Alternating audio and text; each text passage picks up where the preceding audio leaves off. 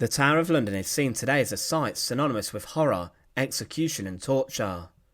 It is regarded as one of the most brutal prisons in history because of the experiences of those held within the walls, and what they endured inside the walls was sometimes terrible. One device which was used to inflict such a huge amount of pain and suffering was the rack, where a prisoner was stretched limb from limb on the horrific structure. But there was only one woman on record to have endured such a horrific fate on the rack. Things did get worse for her though, and she was then executed, being burned at the stake in a truly terrifying spectacle. So join us today to look at the horrific execution and torture of Anne Askew, and remember to support our channel. Please make sure to subscribe. Anne Askew was born around the year 1521 in Lincolnshire. Her father was a well-off landowner, and he was a gentleman inside the court of Henry VIII. William Askew was also present as a juror when a number of men were accused of adultery and treason with Queen Anne Boleyn, Henry VIII's second wife. The revelations led to the executions of 5 men and also Queen Anne, but this shows us that the Askew family were not entirely of low standing and were well thought of. Anne was the 4th of 5 children, and she was also related to Robert Aske, the leader of the Pilgrimage of Grace, a huge protest that arose in the north against King Henry VIII and the dissolution of the monasteries. It was organised for Anne to marry Thomas Kyme, and Anne herself was a very strong and devout Protestant. She was a very learned young lady who devoted her time to studying and reading the Bible, and she stuck by her faith throughout her life.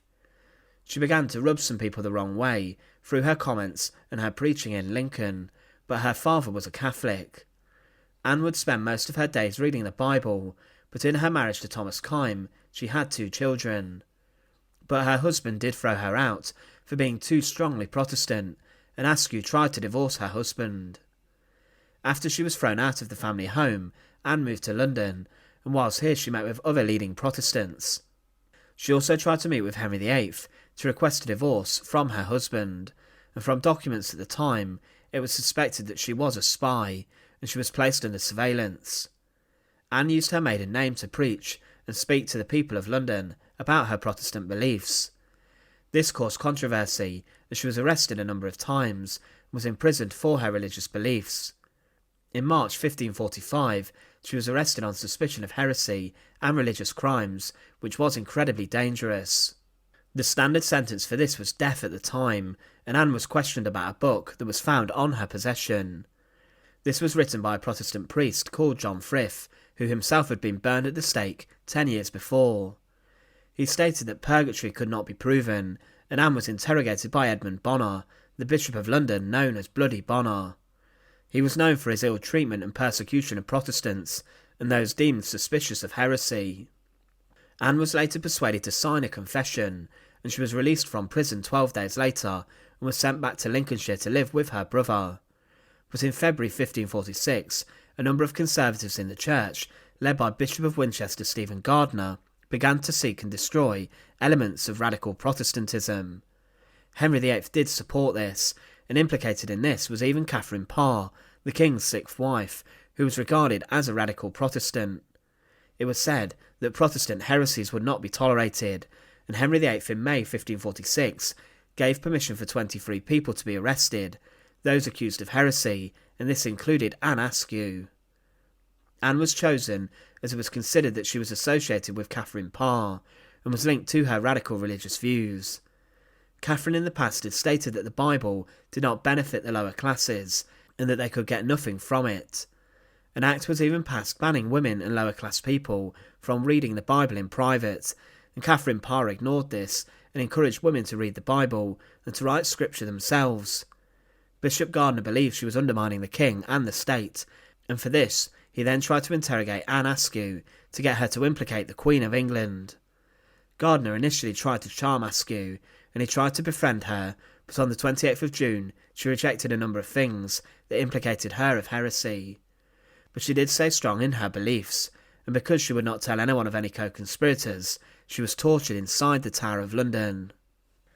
Sir Anthony Kingston, the Constable of the Tower, was told to torture her in an attempt to get her to name Catherine Parr and other Protestant heretics. Kingston was not comfortable with torturing a woman, as this was illegal at the time, but the Lord Chancellor, Thomas Wriothesley, and his assistant Richard Rich then took over the rack. Askew was thrown onto it and strapped to it, and the pair then operated it, brutalising Anne Askew. She refused to name anyone who shared the same religious beliefs as her, and Anne said, "They put me on the rack because I confess no ladies or gentlemen to be of my opinion. The Lord Chancellor and Master Rich took great pains to rack me with their own hands till I nearly died. I fainted, and then they recovered me again. After that I sat 2 long hours, arguing with the Lord Chancellor upon the bare floor. With many flattering words he tried to persuade me to leave my opinion. I said I would rather die than break my faith." Anne was a broken woman. She had been racked to within an inch of her life, and many of her limbs had been dislocated, and she was in agony. The questioning continued, but she was taken away to recover, and yet again was asked to leave her faith. She refused once more, and after this she was sent to Newgate Prison to await her execution. She was brutalised by the men who tortured her, and on the 16th of July 1546, Anne Askew was taken to Smithfield to be burned at the stake. This was a common sentence for heretics, and during the reign of Mary I, she gained the nickname Bloody Mary for her burning of Protestants. Smithfield was a common place of execution, especially for burnings. Anne was carried to her execution in a chair. As it was said, she was still crippled by her tortures, and she was carried to the stake. She could not walk, and every step the men took, she screamed as she was in such pain. It was then said that she was fastened to the stake, which had been modified, as a small seat had been placed onto it. She was sat on the seat, and then was tied to the stake. She was chained to it, and was bound by the ankles, knees, waist, chest, and neck. Her executioner did take some pity on her, as he helped her to not prolong her suffering, and to die quickly.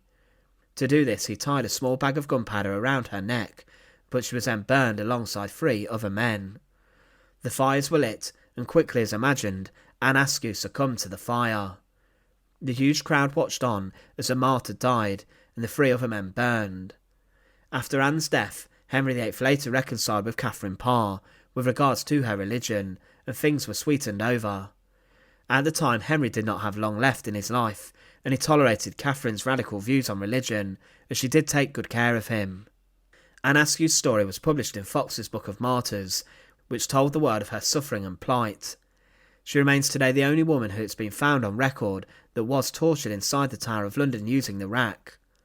Her story is one of immense cruelty and barbarism that saw a young woman of around 25 being burned in front of a huge crowd. Anne is considered one of the earliest female poets, and also the first Englishwoman to demand a divorce. In her short life she devoted her time to religion, study, and the pursuit of what she deemed was the right religious way. Once again, thanks for watching. To support our channel, please make sure to subscribe, and once again, thank you so much for watching.